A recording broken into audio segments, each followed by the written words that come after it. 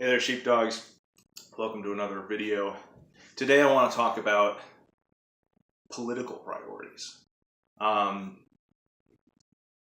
I tend to look at this, I divide gun rights and gun control issues into moral issues and political issues, philosophical issues. And I think because, we're doing something politically contentious, that we're gonna have to compromise here and there just because that's the way politics works. I'd love, as much as it'd be nice to have an autocrat come in and sweep away all those stupid meaningless gun control regulations that don't work, then we have an autocrat in power. So that's not a good thing. So we're always going to have to deal with those political realities. And so a lot of times I think we don't necessarily think about our priorities. We just, this is on the list of things I want and I can get it done. Let's do it. Or I'm gonna draw my line in the sand. And I think we make the mistakes that the Libertarian Party makes in when you've got issues that 90% of people agree with, but then you instead of talking about, localizing the EPA and, free speech and things like that, they go talk about, we shouldn't have to have driver's licenses. Well, okay, I agree, but that's not a real good place to make your stand, So one of the things that that has been in my consciousness lately is the idea of mandatory training, and licensing requirements. So I'm in South Carolina. There's a bill in process right now for constitutional carry. I'm actually kind of hoping it doesn't pass because it also expands gun-free zones. So I think if I have that trade-off, again, I'd rather have to pay a little bit of money and take a class to get my permit, but have fewer gun-free zones than get to carry with no permit, but have more gun-free zones. Because a gun-free zone, that's a moral issue. You're telling people that when you come into this place, you lose your right to self-defense. You're giving up that right to me, the property owner. And it is now my discretion as the property owner to decide whether or not I'm going to provide armed security for you, which most of them don't, because most of the people who put up gun-free zone signs are anti-gun people who are just hoplophobes. That's the name. It's the official name for fear of guns is hoplophobia. But so that's one of those things that while I totally agree that constitutional carry is great, and training requirements don't accomplish anything. Background checks, things like that, like licensing requirements in general, they don't really accomplish anything in terms of making gun ownership safer and making concealed carry more effective or anything like that. But they don't really hurt anything too bad either. And it's not it's immoral in the sense that unnecessary regulation is unnecessary burden is immoral. But it's not, you're not holding somebody down and telling them that their life is not as valuable as their neighbor. Okay? When you say that the police superintendent in your county has the right to deny you a carry permit just for whatever reason, that's taking away somebody's natural right on the whim of another person. Okay, that's a moral outrage.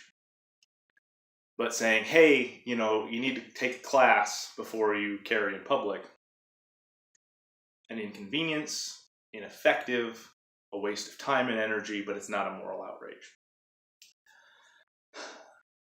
the one thing that I kind of go back to, which is why I really kind of hold back on the whole constitutional carry idea, is Israel. Israel has concealed carry, and it's a very, very strict program. I mean, it's harder than Illinois. I'm not sure if it's may issue or shall issue. They do it different. You have to have military experience, which they also have compulsory military experience. So it's basically a citizenship test, not really a, you have to volunteer. You have to have extra training. It's just you have to be a citizen. And several other things. It's kind of hard to get a permit in Israel, but they made it hard enough that even the far left, or whatever, their politics are different, but they're anti-gun people, because the program is so strict. Even the anti-gun people are on board with it in Israel, and the government actually promotes the program, and so their actual concealed carry rate is, I'm not sure the exact numbers, but I think it's actually higher than the U.S. Certainly higher than parts of the U.S. So if we're in a political debate and there's an unnecessary burden that's unnecessary and stupid, but it gets somebody on board with the idea of concealed carry, to me that's good, because having more people armed is a moral priority, right? That reduces violence in society. Fewer people armed means that the people who are armed have more power. It means that the people who are strong have more power. It means the people who have gangs behind them have more power. That's morally bad. It's morally bad for one person to have power over another. If everybody's armed, if more people are armed, then that doesn't work. You can't have power over people because they're all as capable as you. So I'm willing to sacrifice convenience by increasing the requirements for a permit if it gets me greater participation in the program, because more people carrying is more valuable to me than an extra day of classes, or having to go to the range to qualify yearly or something like that, because I do that anyways. And if you're a responsible, good concealed carrier, you should be doing that anyways. I don't get to the range nearly as much as I'd like, but I still get there a couple times a year. And I always check my skills, and I always run some qualifying drills to make sure that my skills are where they're at. And if they're not where they're at, I go home and I do a whole lot more dry fire practice. So far, every time I get to the range, I'm well within the minimum skill level to employ a firearm defensively. And because I do my dry fire practice anyways. I do, probably an hour a week, just, random 5 minutes here or there. It's one of the advantages of carrying a revolver. It's kind of off track, but you don't damage the ammunition by putting it in and out of the gun. So I can drop the ammo out of my gun, do 10 rounds of dry fire practice, throw the ammo back in my gun. It doesn't cost me anything. It takes 2 minutes. And if I do that a couple times a day throughout the week, then I have hours of dry fire practice. So when I go to the range, I've got that trigger control down, and all I've got to worry about is recoil management, which is generally easy. It's not that hard, even with a 357. I mean, that's me. I'm not a small person, but for the most part, that's a fairly easy skill to manage, and it's not the critical skill, because again, 99% of the time, it's that first shot that counts. So follow-up shots are great, But if your plan is spraying lots of bullets, it's probably not a good point. So where was I? So I don't know. I think we need to be careful about where we make our stands, because we don't want to be the Libertarian Party and waste all our energy talking about drugs and driver's licenses when we can be talking about real issues that are morally relevant and that are widespread, where you get a lot of people agreeing with you. And I think we need to do the same thing in the pro-gun world. And let's not focus on constitutional carry. Let's focus on and I get that you take the win that you can get. So if there's the votes to get constitutional carry in South Carolina, okay. But I think in terms of our national efforts, I think we need to be focused on getting shall issue universal. Hawaii they've issued like 3 permits in the last 10 years, and they were all temporary. There is no active concealed carry permits in Hawaii. That's a problem. That's unconstitutional. That's illegal. That's immoral. We should be fighting that battle instead of, I don't want to have to go down to my sheriff's office and pay $35 once every 5 years, which is, it's in South Carolina, it's $35 every 5 years. I don't want to have to take my class, Yeah.